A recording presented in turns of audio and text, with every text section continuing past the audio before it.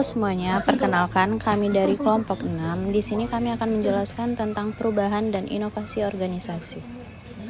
Sebelum kita masuk ke pengertian perubahan organisasi, saya akan menjelaskan bagaimana perkembangan perubahan organisasi. Di era saat ini, terjadinya kompleksitas dan fenomena perubahan yang dinamis seiring dengan perkembangan zaman. Perubahan dan perkembangan tersebut terjadi pada setiap aspek kehidupan manusia termasuk dalam perusahaan dan organisasi. Perubahan tersebut membawa dampak langsung maupun tidak langsung terhadap organisasi. Pihak manajemen dituntut untuk selalu beradaptasi dan mengikuti perkembangan zaman serta mampu bertahan dan meraih keunggulan dalam kompetisi. Selanjutnya ada penyebab perubahan organisasi. Penyebab ini ada dua, yang pertama ada penyebab perubahan internal dan penyebab perubahan eksternal. Penyebab perubahan internal ini ada 5 penyebab. Yang pertama perubahan strategi organisasi, dan yang kedua perubahan jumlah karyawan atau anggota, yang ketiga perubahan sikap dan perilaku karyawan, dan yang keempat perubahan pada peralatan dan teknologi, dan yang terakhir perubahan pada kebijakan organisasi. Dan yang kedua ada perubahan eksternal. Eksternal ini ada 5 perubahan. Yang pertama ada regulasi pemerintah, dan yang kedua perubahan kebutuhan dan keinginan konsumen, dan yang ketiga perubahan teknologi, keempat situasi ekonomi, dan yang terakhir ada perubahan pesaing. Jenis perubahan organisasi, yaitu ada dua. Satu, perubahan tidak terencana. Perubahan bersifat spontan, tanpa ada arahan dari organisasi. Jenis-jenis perubahan yang tidak dapat diantisipasi oleh organisasi.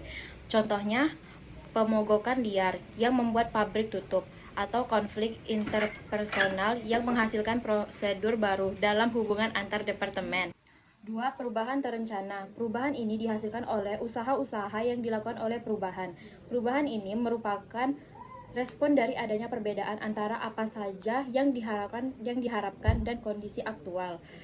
Contohnya dalam suatu organisasi yang menerapkan teknologi informasi dalam organisasinya sehingga dapat membantu organisasi dapat mewujudkan tujuan dan cita-cita organisasi.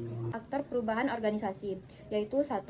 Agen perubahan, yaitu mereka yang memiliki kemampuan sebagai pelopor dan motivator perubahan dalam organisasi. 2. Manajer perubahan, yaitu mereka yang memiliki kapabilitas khusus dalam membuat rencana, mengorganisir dan mengimplementasikan perubahan.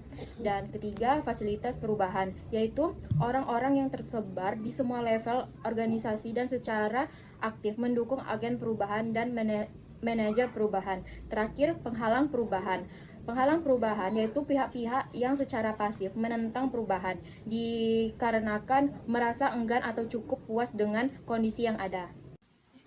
8 tahap melaksanakan perubahan. 1. Menciptakan kebutuhan untuk berubah. Yang kedua, membentuk koalisi yang kuat. 3. Mengembangkan visi dan strategi. Yang keempat, mengkomunikasikan visi perubahan. Yang kelima, menggerakkan, mendukung, dan memberdayakan lebih banyak orang. Yang keenam, merencanakan dan mengusahakan keuntungan jangka pendek. Yang ketujuh, membangun perubahan yang berkelanjutan. Yang kedelapan, melembagakan perubahan dengan budaya organisasi. Pengertian inovasi organisasi sebagai penciptaan atau adopsi ide atau perilaku baru ke dalam organisasi seperti produk dan jasa baru, teknologi proses industri baru, struktur dan sistem administrasi baru, ataupun perencanaan atau program baru dalam organisasi. Selanjutnya yaitu tujuan inovasi organisasi. Inovasi organisasi ini bertujuan menciptakan kemudahan baru untuk kehidupan manusia melalui penemuan atau perkembangan baru dari ide-ide inovatif yang berhasil diwujudkan dengan baik. Suatu inovasi juga erat kaitannya dengan inovasi produk. Inovasi organisasi ini memiliki tujuan diantaranya meningkatkan kinerja, kemampuan bersaing, meningkatkan pendapatan, meningkatkan kepuasan pelanggan, meningkatkan efisiensi, meningkatkan kualitas, meningkatkan kemampuan adaptasi, serta meningkatkan kemampuan inovasi. Lalu ciri-ciri dari inovasi organisasi ada 4, diantaranya yang pertama yaitu memiliki kekhasan yang khusus, yang artinya suatu inovasi memiliki ciri yang khas dalam arti ide program, tatanan sistem termasuk kemungkinan hasil yang diharapkan.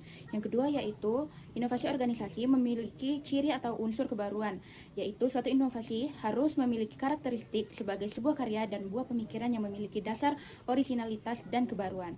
Yang ketiga yaitu Program inovasi dilaksanakan melalui program yang terencana, yang memiliki arti bahwa suatu inovasi itu dilakukan dengan suatu proses yang tidak tergesa-gesa. Yang keempat, inovasi yang memiliki tujuan. Program inovasi yang dilakukan harus memiliki arah yang ingin dicapai, termasuk arah dan hasil strategi untuk mencapai tujuan organisasi. Halo teman-teman, di sini ada macam-macam inovasi. Ada 3 macam inovasi, dan yang pertama, melakukan modifikasi sederhana pada produk dan tidak menghilangkan sifat aslinya. Yang kedua, melakukan pembuatan produk yang baru dengan memiliki keunikan dan berbeda dengan produk sebelumnya, dan juga memiliki sifat yang baru sehingga berbeda dengan sifat aslinya. Dan yang ketiga, memiliki kreativitas dalam menciptakan produk yang baru atau memodifikasi produk yang sudah ada sebelumnya, serta membuat dan mengubah bentuk desain agar dapat mencapai keunggulan yang kompetitif. Kesimpulannya di sini adalah perubahan organisasi merupakan suatu proses perubahan yang terjadi di dalam ataupun di luar organisasi pada tingkat individu ataupun kelompok yang terjadi secara bertahap dan kontinu dengan tujuan untuk memajukan, meningkatkan kemampuan, dan mengembangkan dan memperbaiki organisasi sebagai penciptaan atau adopsi ide atau perilaku baru ke dalam organisasi seperti produk dan jasa baru, teknologi proses produksi baru, struktur dan sistem administrasi baru, ataupun perencanaan atau program baru dalam organisasi.